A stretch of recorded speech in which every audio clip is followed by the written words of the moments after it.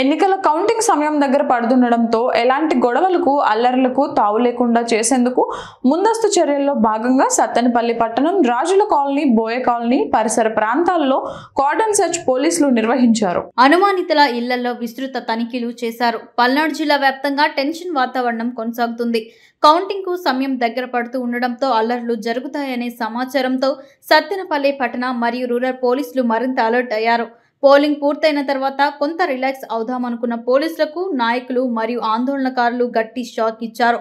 పల్నాడు జిల్లా వ్యాప్తంగా పెద్ద ఎత్తున ఘర్షణలు జరగడంతో పోలీసులు మరింత అప్రమత్తమయ్యారు. కౌంటింగ్ పూర్తయ్యే వరకు సెలవులు ఇచ్చేదే లేదని పోలీస్ శాఖ తేల్చి చెప్పేసింది. ఇప్పటికే సత్తెనపల్లి నియోజకవర్గంలోని అనేక ప్రాంతాల్లో పోలీసులు కార్డన్ సెర్చ్లు చేస్తున్నారు.